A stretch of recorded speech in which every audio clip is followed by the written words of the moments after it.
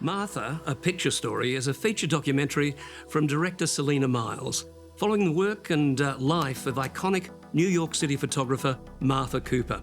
And what a delight it is too, a wonderful portrait of the modest and quite lovely woman who, without any fanfare, created a history-making body of work.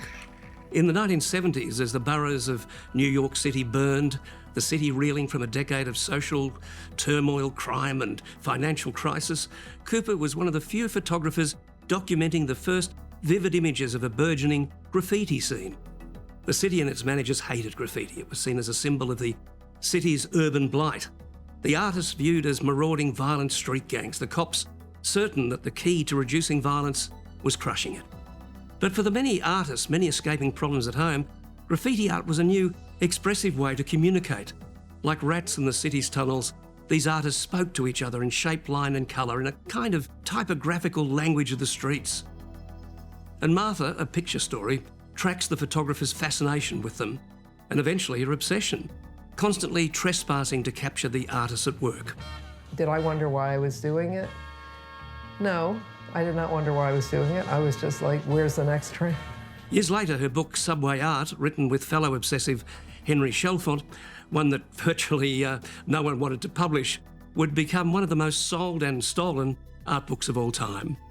Her images catalysed a global art movement that permeated boundaries of time, language and culture and became the treasured resource for generations of street artists around the world. Graffiti culture thrived in the city before the era of ubiquitous video surveillance and digital escapism. But as Cooper laments, all the pieces she photographed have gone, the walls blank and the trains relentlessly dull. She moved on after subway art dried up in New York, completing many humanistic projects in places like Baltimore, photographing aspects of cities that others disdained or ignored. Her technique has never changed. She simply captures the moment that catches her attention. Her greatest influence, she says, has always been the snapshot, never using special lenses or fancy angles, the presence of the photographer minimal. She's a legend, but her modesty and her curiosity has never deserted her, as she continues to document the beauty and otherwise neglected communities at a time dominated by Instagram and the selfie. It's a lovely portrait of the woman. But I mean, there's so many interesting things. The social background to that graffiti movement in the Bronx during that time, and the fact that so many of those artists now look back and are able to reflect on what that meant to them. It wasn't graffiti to them, it was writing. And well, that's right. Ironically, some of those pieces that have been sort of retained somehow through time are now worth hundreds of thousands of dollars.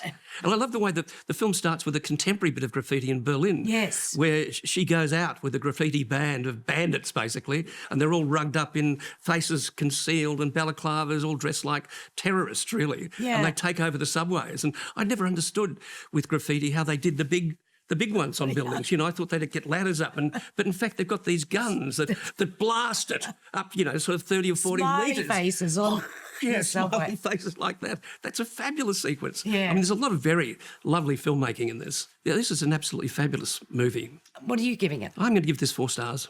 Me too, 4. Mm-hmm. Always my pictures are people rising above their environment. And that's what I like.